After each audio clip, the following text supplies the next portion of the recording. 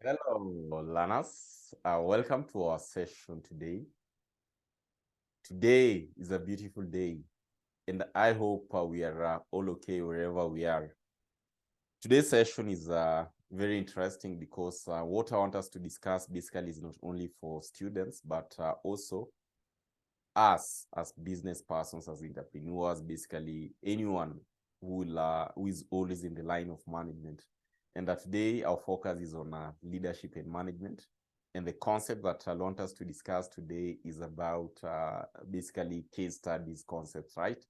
And the question that you're going to handle specifically, it is a question which was tested last week.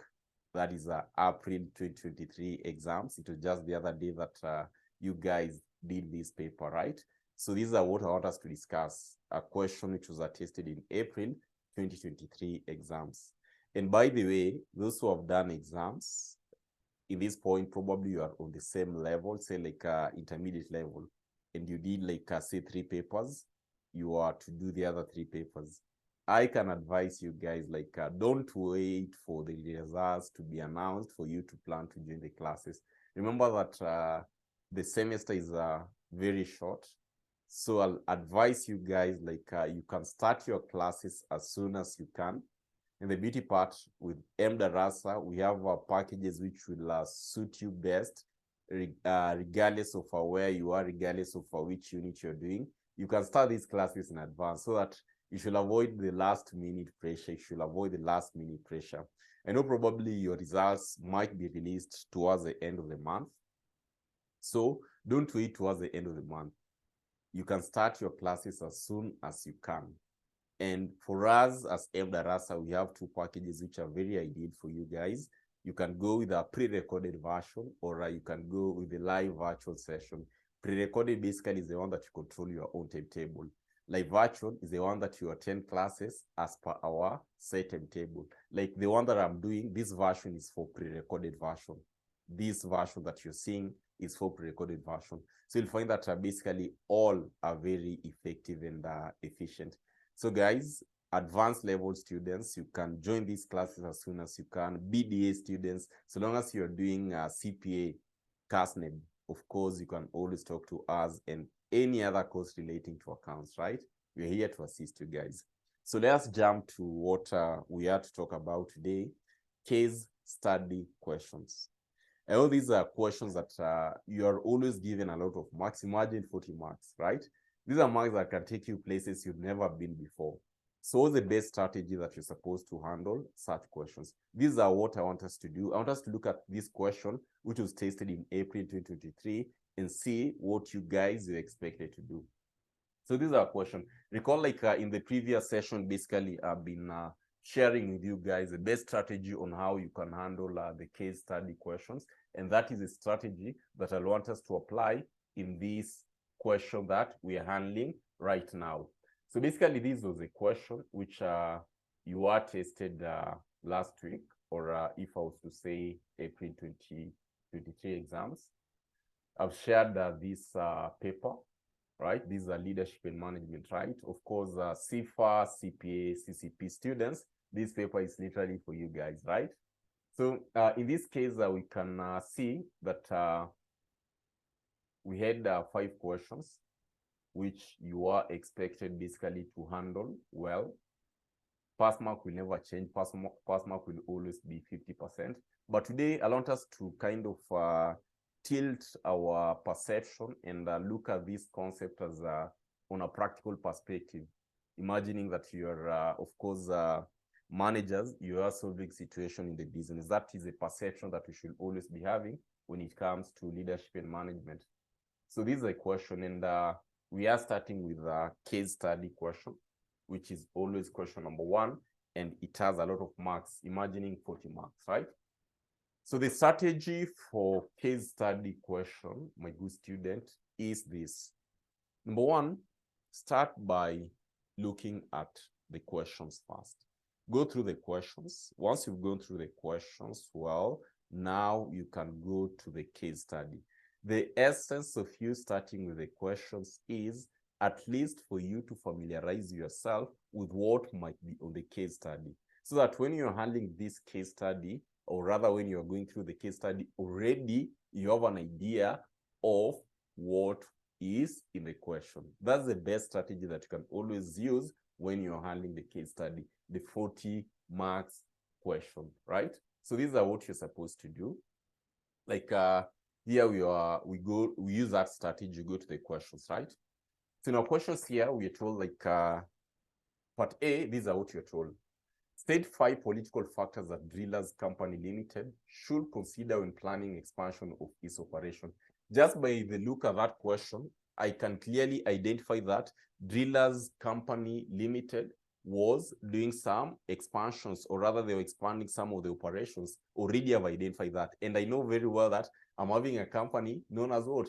DCL, which is literally Drillers Company Limited. Already I know that. Right? Then part B, we are told like discuss 5 steps that engineer Rebecca Ayo could have followed to institute changes at BAL.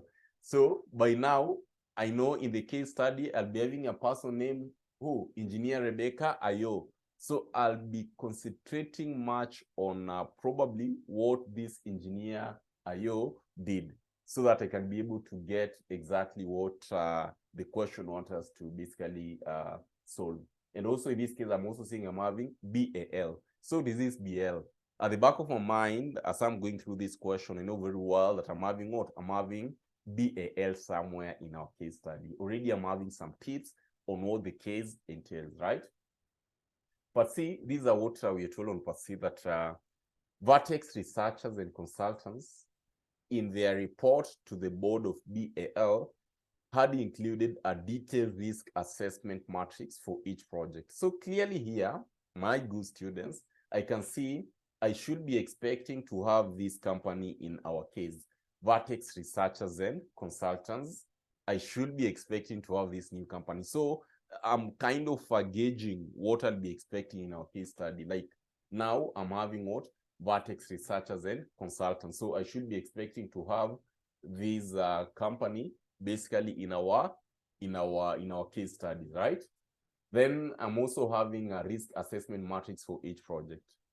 Here is a concept which you're looking at, risk assessment matrix for each project, meaning that we had various projects that the company was conducting, and I'm having Vertex researchers who are coming into place, right? So you're told, examine 5 benefits that will accrue to BAL from the preparation of a risk assessment matrix.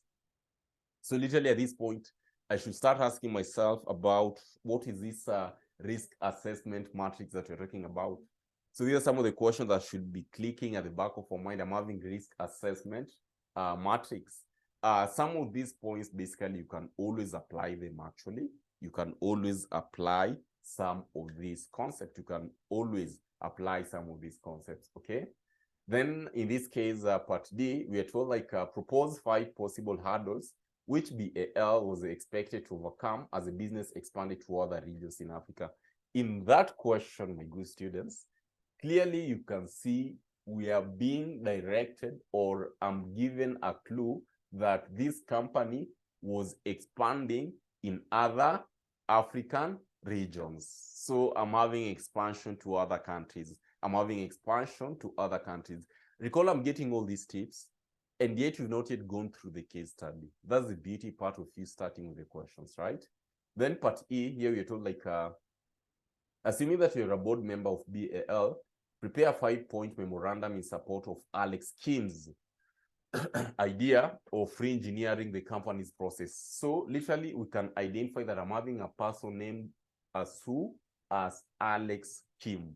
And again, I'm having business process re-engineering, right?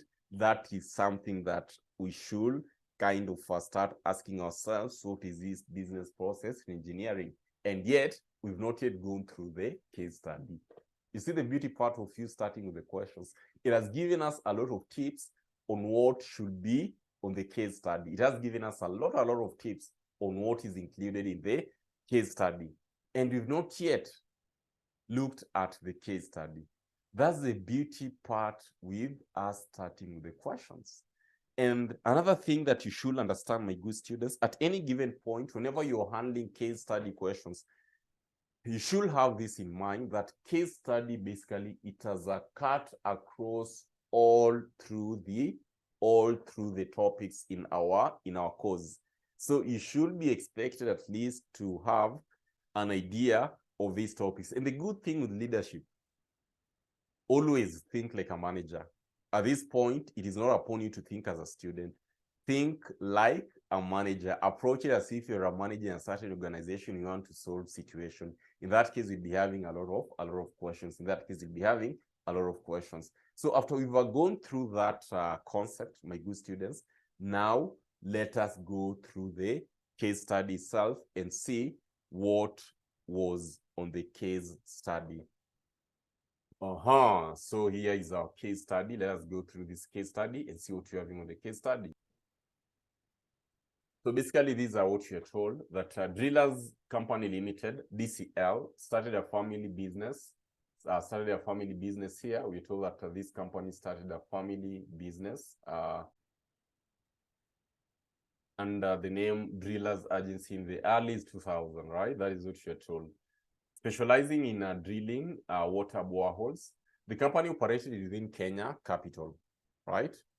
Nairobi and its environments. At the helm of the company since its inception was James Shark. So here we're having a person who names James Shark. So literally I can basically highlight, James Shark. This was one of the main important person in this company, James Shark, who diligently steered the company business. James Shark and his team of highly experienced executives created a huge demand for water boreholes drilling services. This led to employment of many people, mostly professionals, and importation of additional water drilling rigs and other equipment, right? So at this point, I can clearly identify that I'm having now the DCL. Recall the first question where we were asked, like, political factors that Drillers Company Limited, DCL, should consider when planning expansion of its operation.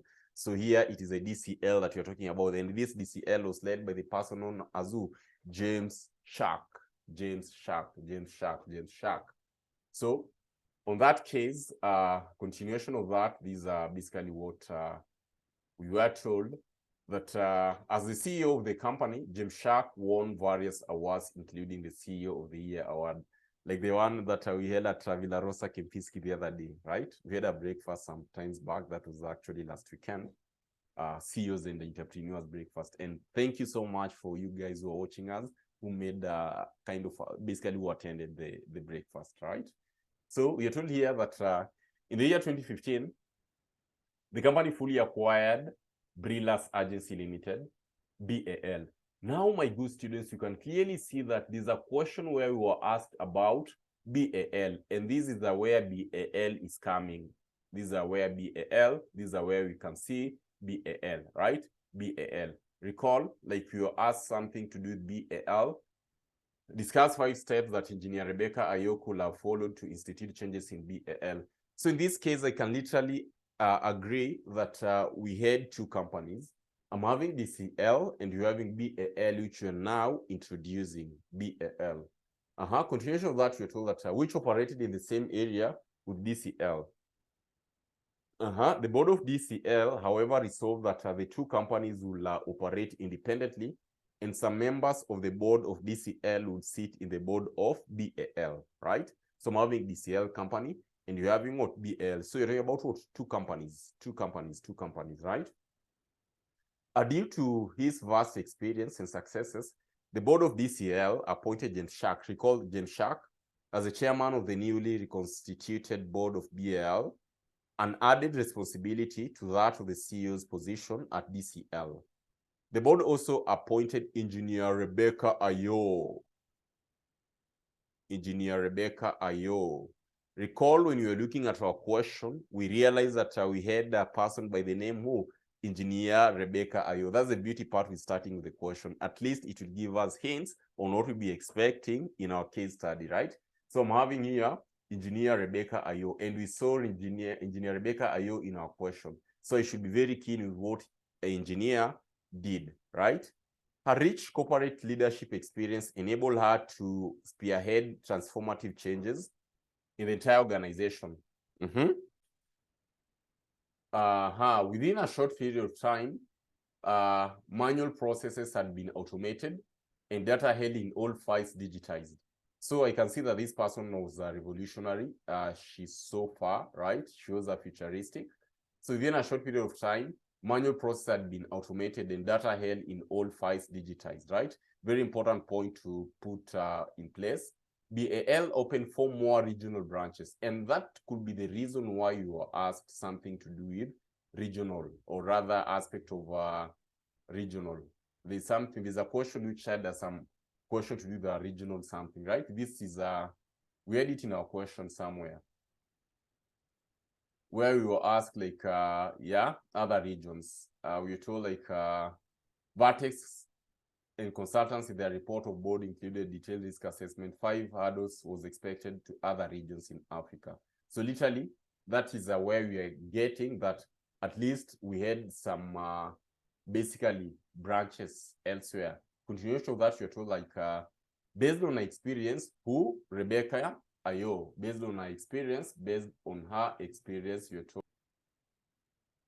Engineer Rebecca Ayo recommended to the board that the company carries out a national study to establish the actual demand for its services based on its strengths and weaknesses, right? This was to inform further strategic decision-making. Vertex researchers and consultants. Here comes the company that we had just identified in our question. Vertex. Researchers and consultants. Remember, there's a question which you were asked relating to Vertex. So here comes Vertex. Were hired to carry out the study. When the full report was presented to the board of directors, majority of board members were excited. But the chairman, James Shark, was hesitant and gave a directive that further analysis be done on every recommendation. The study revealed that there was a great demand for services such as waste management, sewage networks, and water supply in major towns in the country, since most county governments were not able to meet the high demand for the growing numbers of residents, especially in urban areas. Here are other avenues of operations, because recall, like our main task was drilling, right? But according to the report of Vertex, you're told that now I'm having what? I'm having other avenues which you can explore. And that is how you should be studying or going through this case study. You put yourself in that position of a manager, right? Not now, you're not a student. You're not a student at the moment. You are a manager. That's why you are handling these questions, right? So we're told like the consultants in their report had included detailed risk assessment matrix. Recall, this is a concept to do the risk assessment matrix that you had seen, right? So what I'm going to do, I'm going to highlight this area. I'm going to highlight this area. I'm going to highlight this area. So we are told that the consultants in their report had included a detailed risk assessment matrix, cost-benefit analysis, human capital requirements, market demand forecast, and proposed implementation strategy for each project, meaning that we had various projects. And that is why here, if you recall, where we had Vertex researchers, because you had started with our question, you see now we kind of, we are looking at now what we have in our case, Vertex researchers, right? So you're told like, in this case, these are what you're told. Proposing implementation strategy for each project, right? Risk assessment matrix. Another report was presented in a board meeting 6 months later, and the board recommended the implementation of the projects in phases based on risk factors and return on investments of every project. Of course, as an investor, we should always focus on ROI, right? Of course, that is something that we should always be very good at. The chairman was cautious and advised that the company should implement one project at a time. This chairman was very smart, right? He was not only accepting what was presented, but he was in a position to think ahead and look at the entire project, and also kind of trying to figure out what will be the implication of implementing these projects, right? Literally, I can agree with this manager was who the board chair was James Shark, right? James Shark seems he was very sharp, right? He argued that each project should be given a reasonable time before embarking on another one. Instead of us implementing all these projects at once, we should be implementing this project one by one, seeing the implication and looking at basically how it will affect us in a way. So I think this person was quite sharp, right? Then you're told like according to him, every project was to be treated as a cost center, which is correct, and we should always be treating it like that. He further advised against expanding the company's operation outside its core mandate, irrespective of the projected returns, right? Some of the board members were kind of very excited with the returns, but James Shark was very cautious, right? Other than what we are going to earn, what is our main task? What are we specialized in? And in such a result, what will be the impact of us introducing other projects? So I can agree with Shark. Shark was very sharp. So we are told that VRC is the research company, right? VRC was given again engaged, VRC was again engaged to oversee the implementation of the first project. The project included drilling of boreholes in 5 major towns and distribution of water trucks. The service proved to be very profitable. I know these directors are very happy, right? The board members as well. So you're told like 2 years after the retirement of James Shark as the chair of the DCL board, oh no, Shark was retiring. 2 years after the retirement of James Shark as the chair of the DCL board, his predecessor, Alex Kim. Recall there's a question where we were asked about Alex Kim, right? And this is where Alex Kim is coming in. Because if you can check in our question, when we are going through the question, we had somewhere where we had Alex Kim, yeah? This is Alex Kim, the last question. Now, here is where we are seeing where Alex Kim was coming in. So Alex Kim was a newly appointed board chair. Alex Kim, I'm going to highlight Alex Kim. So 2 years after the retirement of James Shark as the chair of the DCL board, his predecessor, Alex Kim, whose risk appetite was higher. Just listen to that. Is it really fair to say like that? He was a risk taker, right? His risk appetite was higher than that of James Shark. Convinced the board to implement all the other projects recommended in both reports. He was able to convince both boards of BAL and DCL, the parent company board, where he also sat as a director. This person had a convincing power, right?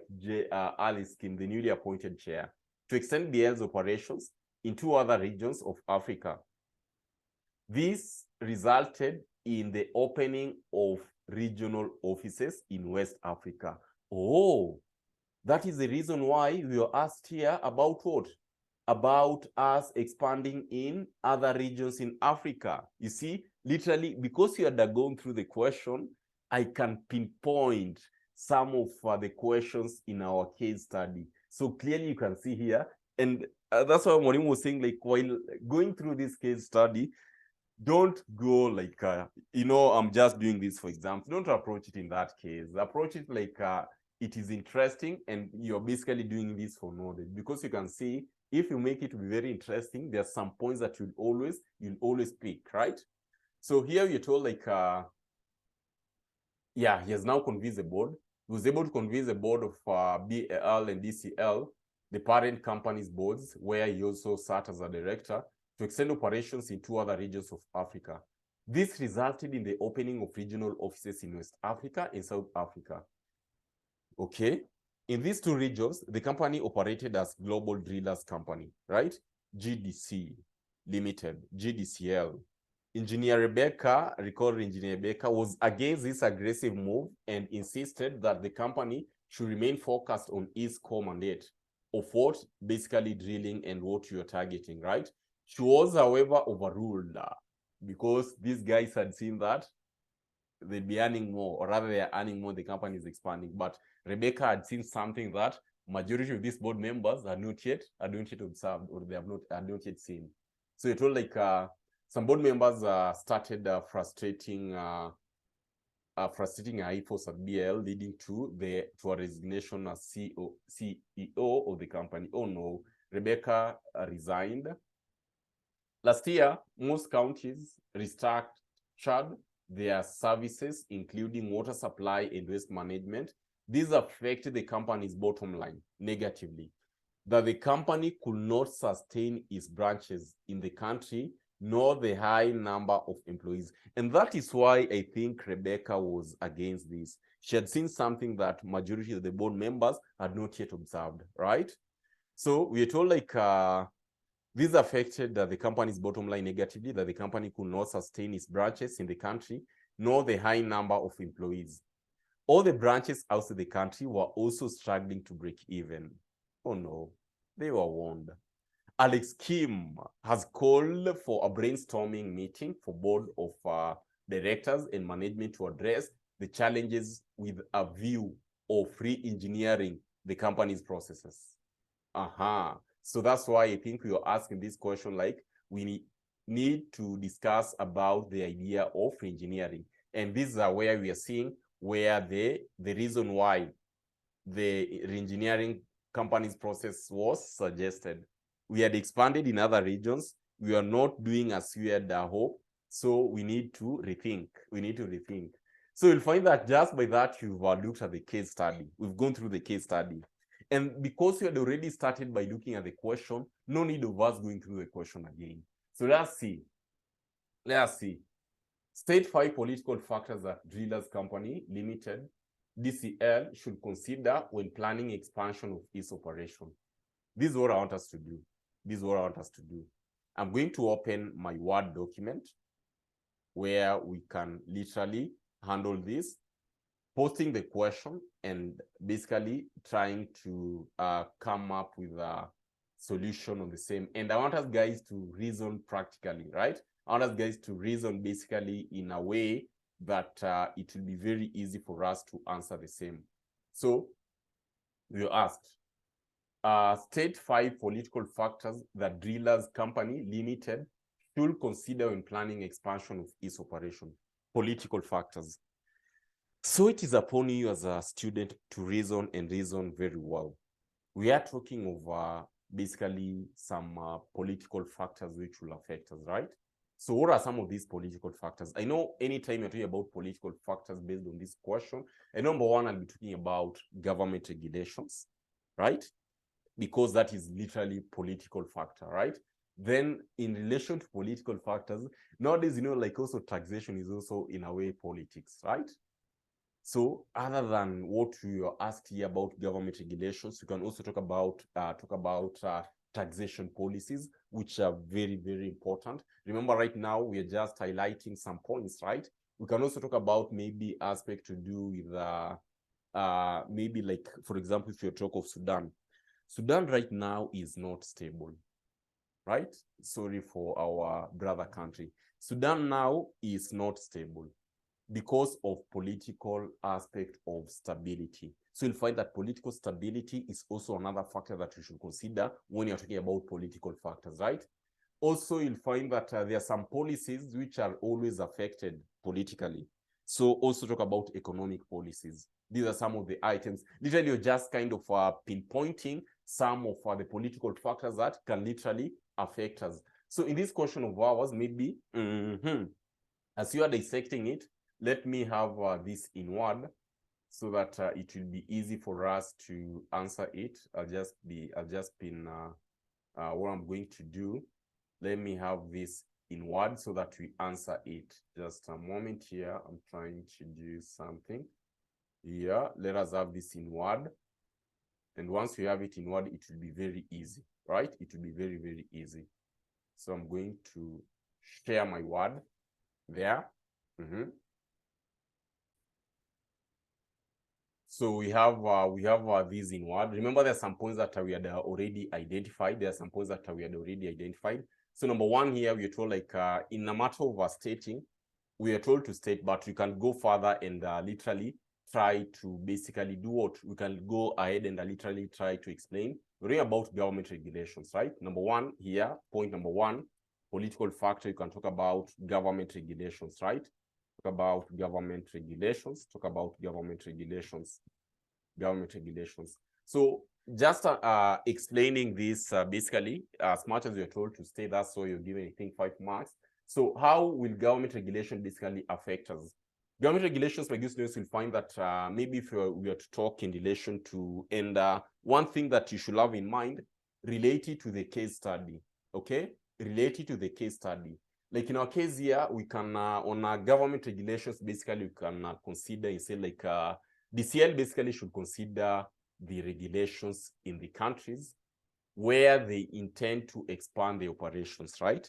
And some of these things, of course, will include aspect to do with the aspect of the rules governing probably the water and waste management sectors. They should also ensure that they comply with all the relevant laws and regulations. That is number one when it comes to government regulations, right? Basically, what are the rules that are set there? How can we go about these rules? Are we really complying with the rules? All these are government regulations that we're talking about, okay? Talk about number two, we can talk of course, political factors, or rather political stability, political stability, political stability. We can talk about political stability, which is quite key and also very important. Now, how will political stability basically affect us, my good students? I've just given a good example of our brother company, or rather brother country, South Sudan, right? So you'll find that at any given point, when we are considering basically our expansion, of course, to other regions and areas, you'll find that basically at this point, aspect of the company should basically consider the political stability of the countries they intend to operate in. This is because you'll find that political instability can lead to uncertain business environment, which can negatively impact the company's operations and profitability. A good example of what is happening here in Kenya. Of course, we have Mandamano, they normally try it as Tear Gas Tuesday, right? In a way, you'll find that these cases, or rather probably these protests, in a way, they are affecting the country basically economically, in a sense that you'll find that during this Mandamano, we had one of the government officials saying that we are losing maybe 1 billion daily. Imagine you're in that space. Of course, these are political instability. You're going to be affected in a way. A good example of what is happening in Sudan right now, you'll find that literally no business is going on. Majority of the businesses have closed simply because there is a political instability in this region. So you'll find that this is also a very key factor to consider. And as you can see, just try to relate it to what is happening practically. You'll find yourself coming up with a lot of points, my good students. You'll find yourself coming up with a lot of points, okay? So in relation to that, we've talked about political instability. Or about taxation policies? That is also a very key point to consider. So you can talk about basically taxation policies, talk about taxation policies, okay? Talk about taxation policies. In relation to taxation policies, basically, we can talk about the company basically should also consider taxation policies of the countries they intend to operate in. They should evaluate basically tax laws and regulations, talk about in these countries to ensure they can comply with them, basically to remain profitable, right? It's because you're told like, yes, you want to invest in these other countries. These are the regions that you're considering. That is expansion, right? So in this expansion of this other country, basically what are their tax policies? How will they affect us? Are we really complying with what this country is basically requiring us to do? These are some of the important concepts that we should always tend to consider. The beauty part of us thinking beyond the four walls, the beauty part of us relating all these concepts basically practically, right?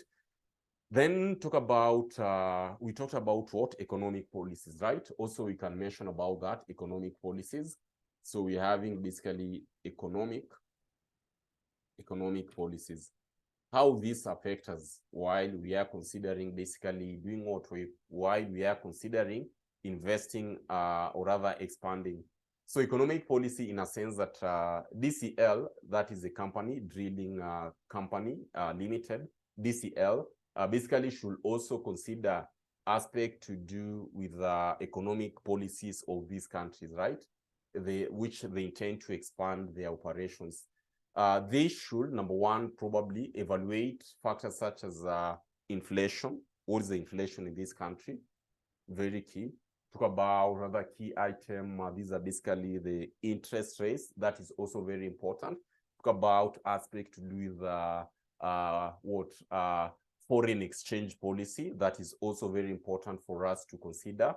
And talk about, amongst other things, that literally affect economic policies in this country to ensure that their business can operate efficiently in these countries. You see, that is an economic policy that we should consider. And the beauty part with such questions is let us always try to aspire to think critically and outside the four walls. You'll find yourself coming up with a lot of points. Now, after considering that, we've also realized that other than these countries, of course, you can talk about locally, right? What can we consider? Yes, you want to expand in other regions locally. What will you consider? In this case, maybe you can talk about the aspect to do with local content laws. I'll explain this. Local content laws, right? These are factors basically to consider, which in this case, you'll find that maybe just to explain it further, you'll find that DCL should also consider the local content laws in a sense that in the countries they intend to operate in or regions, they should ensure that they hire and train local personnel. There's no way that you're going to come and you want to invest in my region and you don't want to maybe engage us. Of course, you must consider basically the local personnel, which you should train them. Maybe aspect of I should look in a way like I need to have a source somewhere which I can be getting information pertaining aspect of local activities, right? So I should be having a local person there. And also maybe I should also be able, in a sense, to support the local businesses around.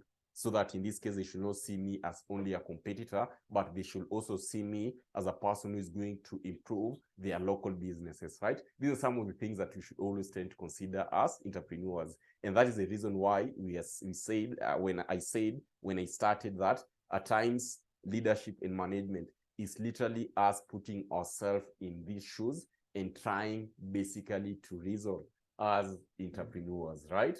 So I think we were asked of 5 points, and these are the 5 strong points that you can literally give. You're not limited to the 5 points, but there are so many other points that we can literally mention.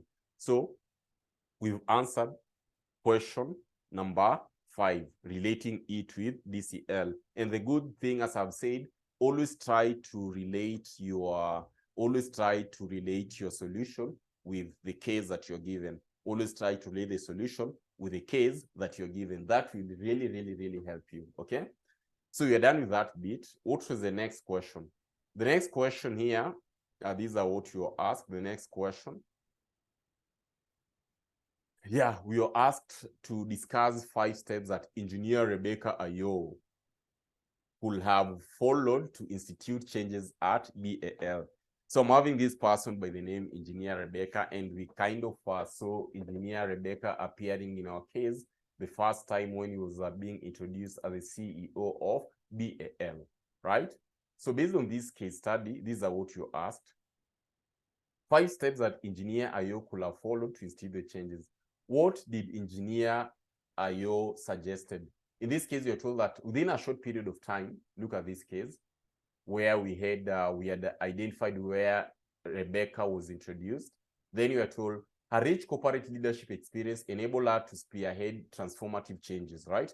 These are some of the changes that she was making in the entire organization. Within a short period of time, manual processes had been automated and data held in old files digitized. BAL opened 4 more regional branches and restructured our processes to make the company more efficient. So these are some of the changes that Engineer Ayo was making. And the good thing is that Most of these questions for case studies will always be very open. So here is what you are told. Discuss 5 steps that engineer Rebecca Ayo could have followed to institute changes at BAL. So I'm going to copy this and we go to our word, right? I'm going to copy that question and basically we go to our word, see what we can literally come up with. So let me share a Word document here. So that is part B of the question. Part B of the question that we want to solve. Okay, so this is a part B. So you asked, discuss 5 steps that engineer Rebecca Ayo could have followed to institute changes at BAL. So now we want to discuss. Remember, the first question was stating, and that's why you are given 5 marks. In this other case, you're told to discuss the changes that steps that engineer Rebecca should follow to institute the changes at BAL. This is a very good question, and these are what you're supposed to do. Number one, what should click at the back of our mind while I'm handling this question? Changes in the organization. What are the procedures that basically we should make sure that, assuming that you are instituting the changes in my organization, what are some of the things that basically I should do to make sure that this is successful? What must you do? Now I'm asking you guys this question. What should you do to make sure that you have instituted proper changes and it has been accepted within the organization, given the fact that majority of the people within the organization will always tend to be afraid of the changes?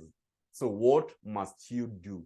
What is the process that you should follow to make sure that you onboard everyone on these changes that you want to make in your organization? Very important to consider, right?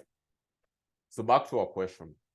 So what do you think are some of these processes that we should always tend to follow? And as I've said, always relate it to the case. If you relate it to the case, you'll be in a good position to earn a lot of points.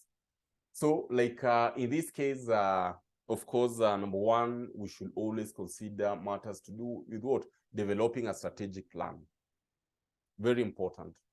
At any given point, whenever we want to impose any changes, we should be having a strategic plan. So basically, you can note and say developing what? Develop a strategic plan. Develop, number one, I'm going to explain this. Develop a strategic plan. Develop a strategic plan. Imagine you giving an examiner these points. How can I miss to give you all the points if possible, 100%, right? So develop a strategic plan. How then? Because we need to discuss, okay? So you'll find that once the assessment that was done was complete, of course, her assessment in a way, once this assessment basically was complete, this person, engineer, should do what? Engineer Rebecca could have developed a strategic plan that will have outlined the company's goals. The company's goals, that is number one, basically, and objectives, including timelines, talk about and key performance indicators, the KPIs. Because like when I want to develop a strategic plan, of course, based on this question, or literally when you're looking at it on a very practical angle, you know, like coming up with a strategic plan is one of the most important factors that each and every company should always be having, right? When we are looking at it very practical.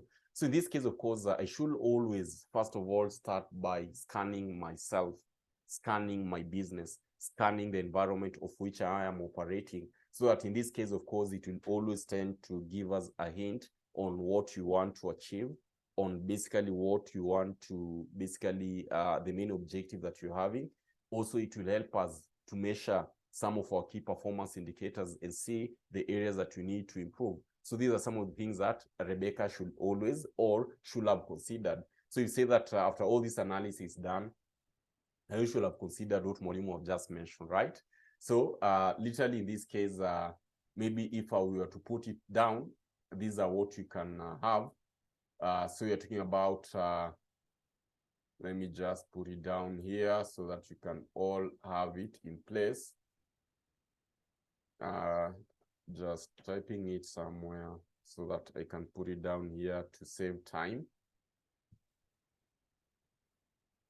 These are what we're saying about developing strategic plan, that Engineer Rebecca could have developed a strategic plan that will have outlined the company's goals and objectives, including timelines and key performance indicators, right?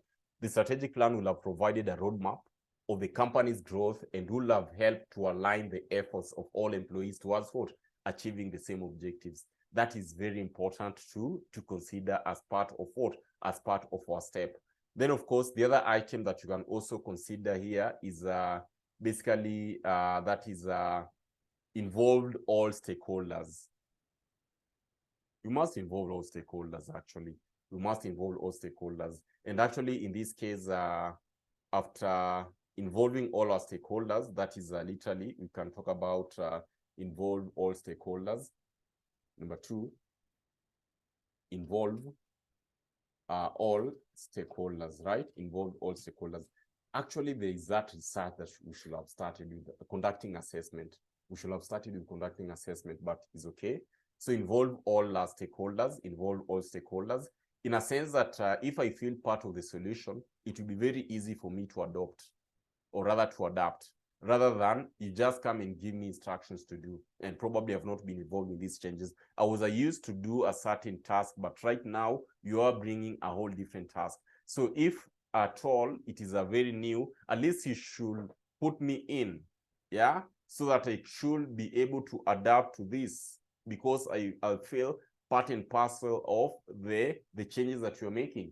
So Engineer Alo, in this case, Engineer Rebecca Ayo could have engaged all stakeholders, including the board of directors, talk about management team and employees, right, in the change process.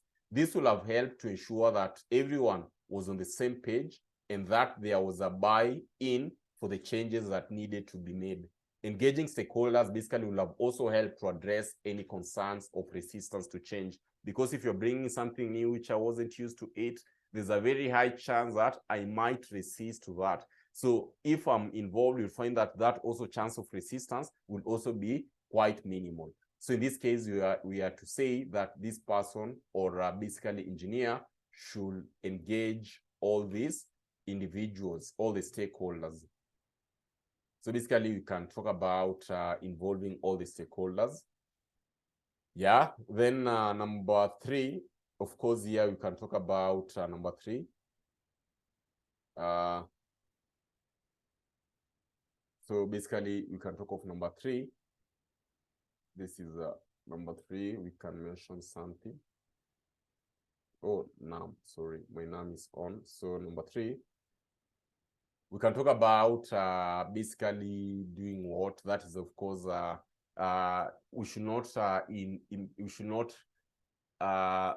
you should not implement these changes at once, right? We should do it in phases. So implement changes in phases, implement changes in phases, right? So number 3, we are talking about implement. So implement changes. Number 3, implement changes, implement changes in phases, implement changes in phases, implement changes in phases. These are very key to consider, right? Implementing the changes in phases, that is very key, because like the whole idea of us implementing the whole changes in phases is that I adapt to this change as we move forward, So in this case, you'll find that Engineer Rebecca Ayo basically have implemented changes in phases to ensure that the company operations were not also disrupted. Because if we are used say, for example, in the organization, maybe you want to change the accounting system. Initially, you're using, say, like Opera, or you're using Sun system, and you want to bring Oracle system. You'll find that in this case, I cannot forego Sun at once, but basically I'll be implementing these changes, transferring all this data to the new system. Basically, things should be done in phases. In this case, we'll find that it will help us to avoid disruption in our activities. So the same case also, that is what Engineer Rebecca should do. And literally, these are what you can share. I'm sharing this. I'm avoiding typing so that at least we just have it at once, right? So Engineer Rebecca Ayo could have implemented changes in phases to ensure that the company's operations were not disrupted, just as what Mwalimu was mentioned. This will have involved prioritizing changes based on their impact and feasibility, as well as ensuring that the necessary resources were available for successful implementation. Implementing changes in phases will have also allowed the company to monitor progress and adjust its course if necessary. Very, very, very important, right? Very, very important. Then, of course, number 4, we can talk about aspect to do with, of course, see, I'm implementing these changes. After I've set it right, of course, I should be able to sit down and literally evaluate our progress, because on this evaluation is what it will give us a clear roadmap of where we are heading, right? So we can talk about monitor and evaluate progress. Monitor and evaluate progress. Monitor and evaluate progress. Monitor and evaluate the progress. Monitor and evaluate the progress. Monitor and evaluate the progress. So in this case, as Mwalimu is saying that what we need to do at this point, you'll find that Engineer Rebecca Ayo basically could have monitored and evaluated progress regularly, yeah, to ensure that, first of all, the changes implemented were achieving their intended objectives. That is number 1. This will have involved tracking our key performance indicators, which is very important to track basically our key performance indicators. Also, in making basically adjustments where necessary, where I feel like probably this I will not achieve, so I should make changes on the same. The company was on track and to achieving its goals literally, right? So what we are doing is just following up on what we had set in place, the progress that you're talking about. So that is very key. That is very key to consider. So basically, I'm going to share this one here as well. That is what we are talking about, monitoring and evaluating the progress.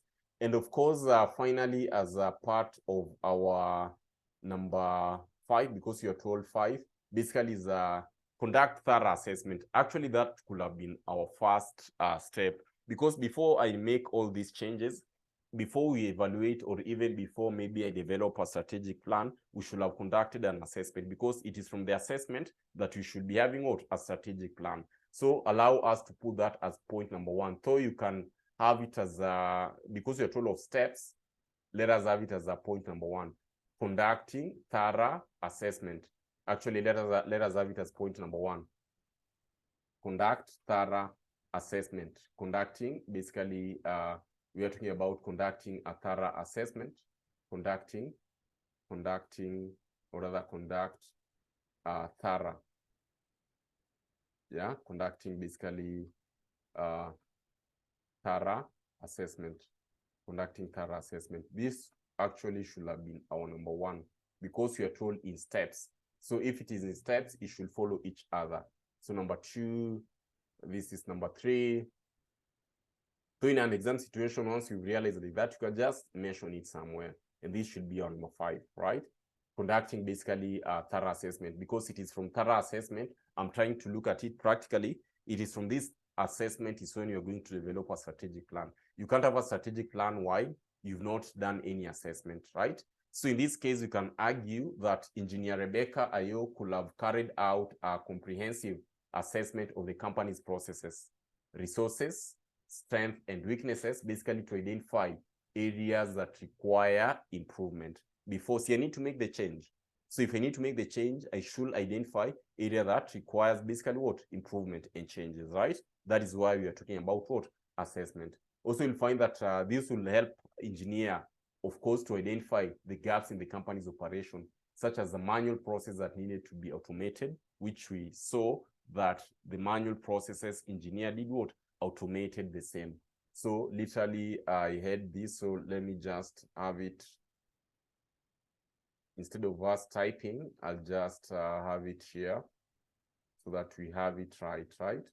So that we have it right.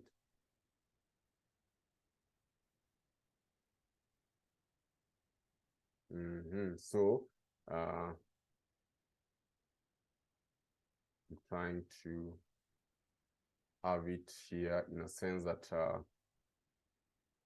we should have it in that manner, right? Like Engineer Rebecca Ayo could have carried out a comprehensive assessment of the company's processes, resources, strengths, and weaknesses to identify areas that require improvement, right?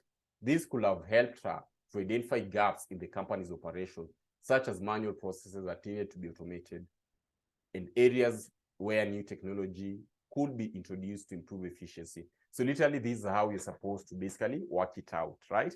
Imagine up to this point, of course, so in non-exam situation, you just have to give it in a lighter note, you know, like Mwalimu is going deeper so that you should be able to understand it clearly. But for exams purposes, just approach it in a way like it will be very easy for you to put your points very on a like 3 sentences explaining that will work. So you can't compare with what Mwalimu is doing because Mwalimu wants to go in a detailed manner, right? Yeah, so after talking of that, let us see what was the next question. The next question, here comes the aspect to do with the aspect where you asked of our Vertex researchers and consultants in their report to the board of BAL had included a detailed risk assessment matrix for each project. So these are what you are having. Yeah, the first time we saw Vertex, it was where they were being engaged basically to do a study and give a report to the board of directors in relation to our expansion and identifying the areas of opportunities, right? Based on the case study that you are given here. So Vertex Researchers and Consultants Limited, VRC, were hired to carry out the study. When the full report was presented to the board directors, of course, majority of the board members were excited, but you had this chairman who was very kind of cautious, right? So the question is, we are told that the consultants in their report had included a detailed risk assessment matrix, cost-benefit analysis, human capital requirements, market demand forecast, and proposed implementation strategy for each project. So here is what you asked, like we need to examine 5 benefits that could accrue to BAL from preparation of a risk assessment matrix. Very important in any organization, more so when we are thinking of maybe doing things that you are not doing, or rather expanding, or maybe if I can use that term, diversifying operations. It is always very key for us to have a risk assessment matrix for every project that you're having. This will literally help us maybe to avoid losses, or maybe in future, or to anticipate on things that maybe can affect our businesses, of course, in future. And that's why you're talking about aspect to do with what? A risk assessment matrix. So in this case, my good students, let me copy paste this question of ours and have it in our Word so that we can literally work it out well. So I'm having this question of ours. I want to paste it in our Word. Let us come and paste it where we are solving it. So I'll just post it here. This is part C of the question, I think. This is literally part C. This is part C of the question.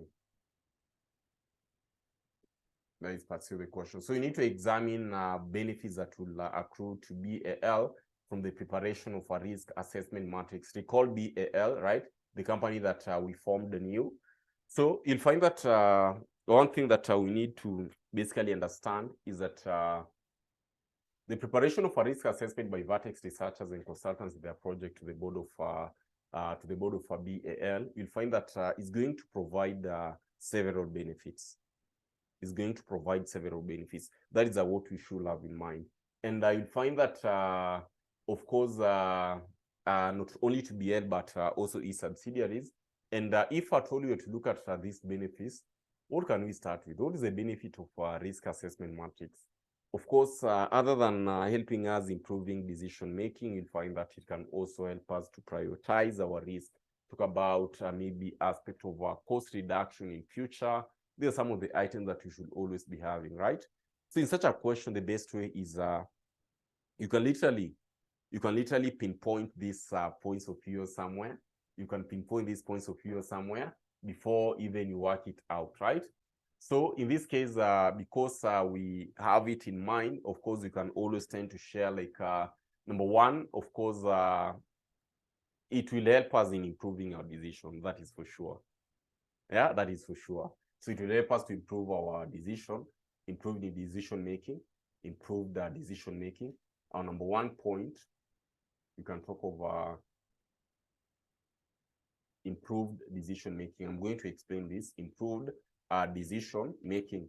I know you guys, you're marking for yourself. Don't mark for yourself. Remember, also, this one is just a suggested solution that Mwalimu is giving us, right?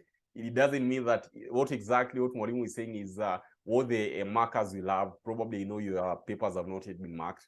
This is just suggested solution, the angle that you should always tend to look at, right? So number one, you're talking about improved decision making. Yeah, being on number one, improved decision making. These are what you should be having, improved decision making. The next question is how, right? That should be the next question. How? You'll find that in this case, a risk assessment matrix normally provides an organized way of assessing and analyzing the risk associated with the project. That is one benefit of a risk assessment matrix. Also, you should also be able to understand that this information is very essential, right? Basically, as much as it will help us to categorize potential risk probably and their impacts on the project, this information is always very essential. In a sense that, in this case, you'll find that it will help us in a way that we can basically make informed decision based on what we have. And as such case, you'll find that BAL and DCL, they are going to use such information to literally improve what? Their decision making. So in this case, these are what you can basically put. These are basically what you can share. In terms of decision making, we can literally have this, that a risk assessment matrix provides an organized way of assessing and analyzing the risk associated with the project, right? It identifies and categorizes, of course, potential risk and their impacts on the project. This information is essential in making, of course, informed decision about the project.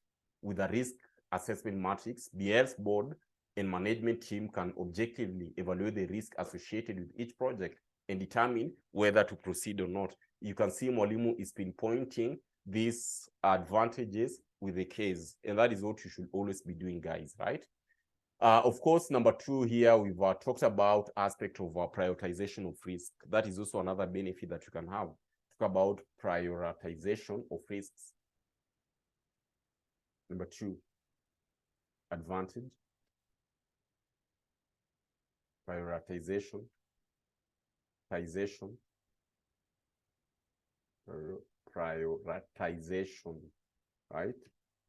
of risks. Very important to consider. Very important to consider prioritization of risks. So how will this help us? I want to mark this prioritization of risks. Basically, how this helps us, you'll find that in this case, prioritization of risk, you'll find that the risk assessment matrix, number one, the risk assessment matrix provides a framework basically for prioritizing risks based on their likelihood of occurrence and their potential impact on the project. This will help BAL to focus on the most critical risks and allocate resources and efforts to mitigate them. By basically prioritizing risk, you'll find that BAL can effectively manage its projects and reduce the likelihood of project failures. That is very important for us to note. So basically, I can as well have this point here in terms of prioritization of our risks as our advantage. You can be as brief as possible. Mwalimu is just giving us a wider perspective, right? Talk about number three. Number three advantage in this case will be what? If I can be able to know the risk and identify the same, it also means that I can be able to come up with a strategy to mitigate the same, right? Which is also an advantage. So talk about identification of mitigation strategies, identification of mitigation strategies, identification of mitigation strategies. Very important to know, because if I can be able to identify a risk, of course I can come up with ways that you can basically mitigate such risks, right? Also, maybe you can talk about aspect of maybe cost reduction, right? In a way. Of course, we can also talk about increasing the confidence of we can also talk about basically increasing the confidence, right? Increasing stakeholders' confidence, increasing stakeholders' confidence. 5, talk about increasing stakeholders' confidence, right? And so many other points that you can come up with, and so many other points that we can come up with. So basically, these are ways that you can always handle basically this case study. I know some will be like, Mwalimu, continue, solve all the rest. Mwalimu, continue, solve, handle the other part. Which part have we remained with? We have part D and part E. Propose 5 possible hurdles which BL was expected to overcome as the business expanded to other regions in Africa. Assuming that you are a board members, all this you can handle them, right? So basically, yeah, let us proceed. I can just handle and go through it briefly. So I'm just going to copy paste this and look at it in our question. So I'm going to just be mentioning. I'm going to be mentioning the same. So in this case, you are required to basically, based on the marks that you're given, this is part D of the question, right? So stakeholders. So part D of the question, propose 5 possible hurdles which BAL was expected to overcome as the business expanded to other regions of Africa. This one you can have a lot of points, right? This one you can have a lot of points. Of course, I'm going to a very new market, an area that I'm not used to. Of course, in this case, we, as Africans, I'm proud to be an African. I'm very proud to be an African. You'll find that we share very diverse cultural and heritage, basically, differences, right? So in this case, you'll find that number one barrier, of course, would be cultural. In this case, probably in Kenya, we're speaking English, Swahili. If I go to Nigeria, there's Igbo, or rather Igbo language. If you go to South Africa, there's Zulu, right? So you'll find that these are some of the cultural or rather language barriers that you'd be expected to face. So number one, of course, you can talk about cultural and language barriers. Cultural and language barriers, number one. Just think like it in a way like you are reasoning practically, right? Cultural and language barriers, and language barriers and language barriers, cultural and language barriers. These are barriers actually that you can face. Of course, number two, my good students, you can also talk about maybe talk about there are some many photos that you normally tend to see on Twitter or Facebook, like Kenya and Uganda. This is Bungoma, Kenya, and not Nairobi CBD. This is Kisumu and not aspect of New York, right? We've seen such images. So of course, also this will bring us to the point of infrastructural challenges, right? So infrastructure challenges is also a point. Infrastructure challenge, infrastructure challenges, because you'll find that maybe our infrastructural development is not like the way it is in other countries. Challenges. That is also another point that you can basically bring on point or share. We can also talk about maybe another challenge, which will be like talk about maybe what skill personnel. How can we put it? About human about human resources, right? Human resources management. Human resources management, human resources management. This can also be a challenge, actually. This can also be a challenge in relation to human resources management, because you'll find that probably as BL is expanding to other regions, it will need to hire and manage employees in these regions, because in this case, of course, you must employ people within the regions. So you'll find that managing a diverse workforce in different regions with different cultures and languages can be a challenge task. So that's why we are talking of it as a barrier, right? Talk about competition is also a barrier. Competition. Yeah, competition is also a barrier. A barrier in a way that you'll find that as this company, as BL is expanding probably to other regions, it may have faced stiff competition from local and basically established players in the industry. You'll find that the company will need to differentiate itself and other competitive pricing, basically, of course, to win what? To win customers in these new regions. So that one is also basically a challenge. We can talk about maybe what? Which other challenge can we talk about? Regulatory challenges, right? Regulatory challenges. In 5, we can talk about regulatory challenges. Regulatory challenges. Regulatory challenges. That is also a factor that we can argue that you'll find, of course, different regions. You'll find that basically here, different regions may have different laws and regulations that govern the drilling industry. So you'll find that in this case, BAL will need to navigate these regulations to ensure compliance and avoid legal issues. You find that this may require hiring probably local legal experts, which again is other expenses that you're going to incur, right?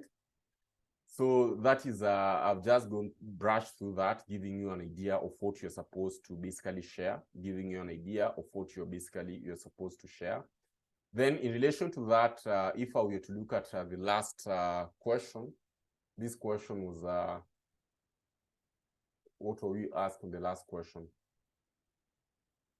Yeah, assuming that you are a board member of BAL, prepare 5-point memorandum in support of Alex Kim's idea of re-engineering. So at what point was Alex Kim coming in place? Alex Kim was coming in place. Recall we had highlighted this. Alex Kim has called for a brainstorming. Alex Kim basically has called for a brainstorming meeting for board of directors and management to address the challenges with a view of engineering the company's processes. So here we are asked, assuming that you are a board member of BAL, prepare a 5-point memorandum in support of Alex Kim's idea of re-engineering the company's processes. So it's just a memorandum on our suggestion of aspect of re-engineering. I know majority of the students kind of fumbled in that case, and literally you'll find that it is basically a very simple task which you can do. In this case, in terms of a memorandum, just give me a minute. Let me try to type it. Let me try to type this as quick as I can. So basically, this is how my memorandum would have looked at, assuming I was the one doing this memorandum as a board member, right? So basically, assume that you are a board member of a BAL, prepare a 5-point memorandum in support of Alex Kim's ideas of re-engineering the company's processes. So of course, to the board of directors from M. Darasa, board member of Driller Agencies Limited, subject support of Alex Kim's idea of re-engineering the company's processes. And basically, I've given the detail of my memorandum here. So literally, so you ought not to have explained all these concepts, but make sure that you have highlighted some of the key areas. In this case, you'll find that on my case, I will have basically have it in that manner. Of course, what Mwalimu has done, Mwalimu has prepared the solution for, I have prepared the solution basically for last sitting paper, more so leadership and management. As I had stated earlier on, these are just suggested solutions, right? Which, of course, we should always be having them in mind. And I would also want to take this chance, guys, to invite you to the classes which are ongoing, to invite you to the classes which are ongoing right now. You can literally reach us at any given point in time. And of course, attend to these classes of ours. Don't wait for the results to be released or to be announced. What you can do, you can start studying in advance, right? To this point, guys, that was just an illustration of the case study. And for the pre-recorded version, exactly what we presented there, that is how our pre-recorded version have been presented. You can agree that they are very efficient, right? So at this point, guys, thank you so much for listening to Mwalimu and attending the class. Let us meet in our next session, probably whereby if time will be there, we are going to handle all the other questions in leadership and see what you guys are expected to do. To that point, thank you so much, guys, and let us meet next time. Have a nice time. I was your instructor, CPA Ringo Frederick. In case of you want to join our classes, you can always reach us out on the number provided on this video. Thank you. Bye. You have a nice time and see you then.